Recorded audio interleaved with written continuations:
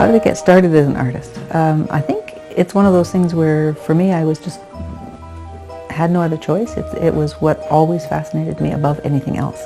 My actual earliest memory is of waking up in the middle of the night with this vision. I can still remember it, actually, of this king with a golden crown, all kinds of things, of course, that sound wonderful and magical because I would have never seen anything like that growing up in the country. And I wanted to draw it, so I got up at like 2 in the morning and got my crayons out and trying to draw this dream. And then my mum came out and chased me back to bed saying, "What are you doing up in the middle of the night?" But that is actually the earliest thing I can remember. I really had very strong ideas about what I wanted to paint right from the start, and I was very interested in narrative painting and painting that had representational elements, because I'm really interested in the idea of the story in a painting, and being able to look at things and have them seem real was very magical to me and really interesting. But when I went off to art school, that was absolutely the grip of sort of anti-object art was really in place, conceptual art, where people were really getting away from a representation of any kind, very suspicious of it, and particularly of beauty. Beauty became something that was used by advertisers to seduce us into buying things we didn't need, and it became something that artists were very leery of, and I was still really drawn to that. So when I went to art school, I just felt that there was nothing there for me.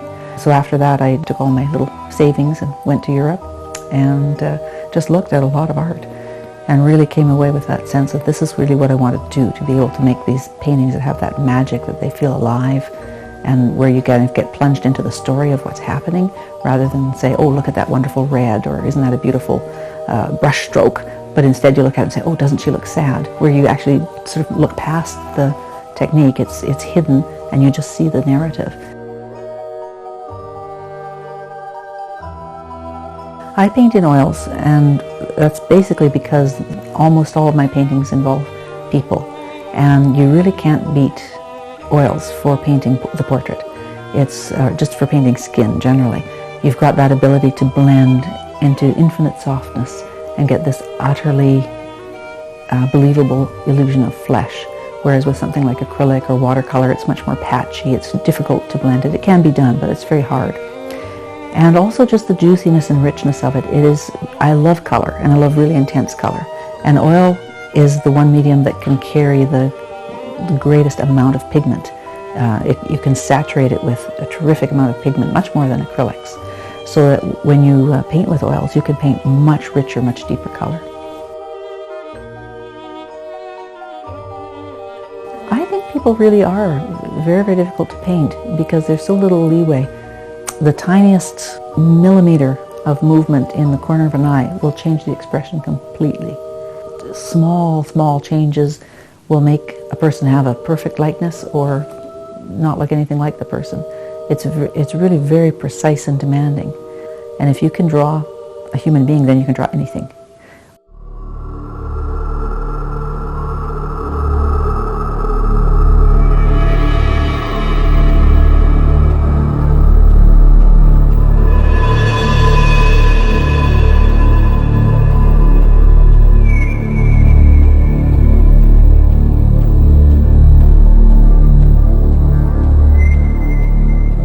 Only Human is a kind of a mixture of paintings. It's a number of different directions that I've been following in the last while. Sometimes shows are much more cohesive in a way, that they're all kind of on one theme, but this really does follow in a lot of different directions. Fundamentally, everything I do is really about the human condition, and sort of as I understand life, I try to paint the things that seem important to me. Some of the paintings in there are very simple, just figure against a very simple ground, really concentrating on the kind of power of the individual to carry a kind of a symbolic freight of what it is to be human. And then some of them are much more complex and often very symbolic and even have abstract elements. So I'm just kind of exploring different ways of trying to get across the ideas. So this show has works from all of the different streams that I've been working on for the last few years. In terms of other artists, I'd say that she's probably more in depth with historical artists than contemporary artists. Personally, I think of a Dutch artist named Jan van Eyck, who's a photorealistic painter, usually biblical themed works, but his technique and style of painting, lots of drapery, lots of different textures, is very similar to Iris's work. And his works were also large scale, and that's kind of what appeals to me, is that you know, these if these were only 1 foot by 1 foot, they wouldn't have the same sort of grandeur as they do right now.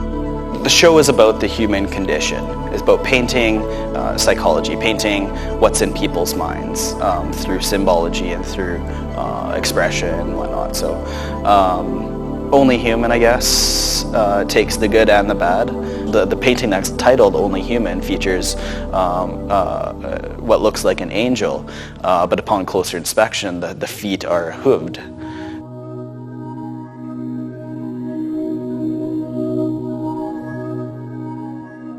The painting Only Human is one that I was thinking of for quite a long time, and I really wanted to get that sense that to be human is to have both sort of the greatness of the saints, if you like, within us, and also the demon within us. That we have every human being has this full range of possibilities to be utterly evil or weak, and all of the negative things that we have within us, and also to be really strong and selfless, and all of the the great things that we aspire to, and to actually be human, kind of to be caught between that, I think.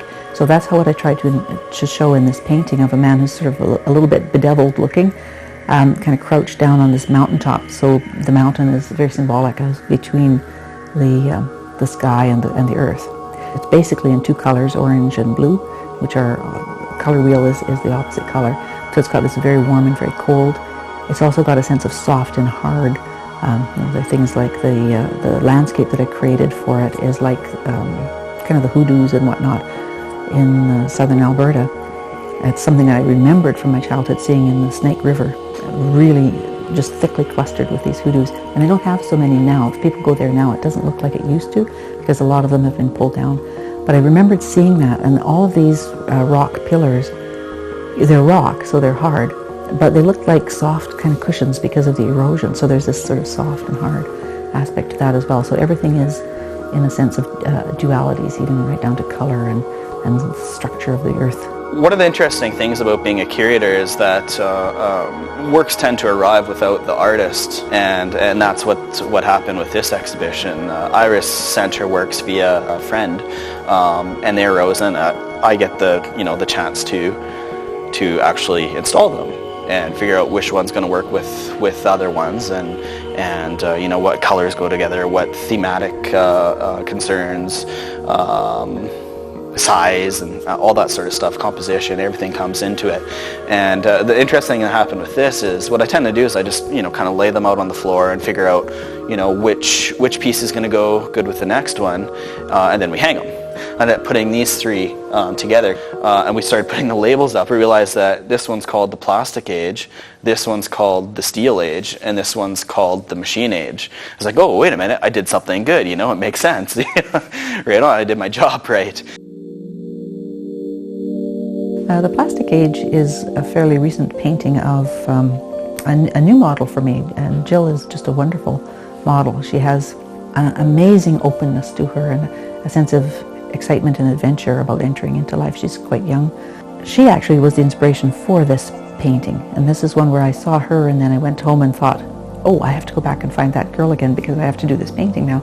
So what I wanted to represent was that sense of youth, having this resiliency and this ability to mold and bend and make new life out of whatever you get presented with. And so that's why it's called the Plastic Age, because the secondary meaning of plastic is pliable and something that can bend. So to me it's really a painting of hope. So I put the background is kind of loosely based on the city dump, and there's all this plastic stuff that's flying around, this kind of a mess that we've made of the earth. And then she's kind of made lemonade out of the lemons. She's got a whole outfit that's made of throwaway disposable things, and she's sort of off like an explorer into the new world to see what she can make out of this sort of wreck of a world that we've got going right now. And with all that enthusiasm and energy of youth, which I think is something really beautiful. If you come at a painting from a completely different stance than the artist or from somebody else, it's not a bad thing. Paintings are meant to be interpreted in whichever way that you want to. I mean, there's some artists who have a specific message, and might get upset if that message isn't achieved or realized, but not ours. I mean, she's made these for personal reasons. There's little quirks in them that are meaningful to her, and what we take from them is up to us. And in a sense, I mean, that's correlative to good and evil, right? Back to the skull thing. We could see death, or you could see life and celebration, and culture and all that sort of stuff. So it's a really great exhibition for our community because it is contemporary art in all sense of the word. There are pieces of it that are approachable to anybody. Sometimes the way another person interprets the painting can be very interesting and also very true, even though it's maybe something I didn't think of. I like that. It's like poetry. Everybody reads a different poem because it's not fixed. It's not a clear, like, this is the story and that's it. It's kind of general in a poetic kind of a way, so that the story is really what you make of it in light of your own experience.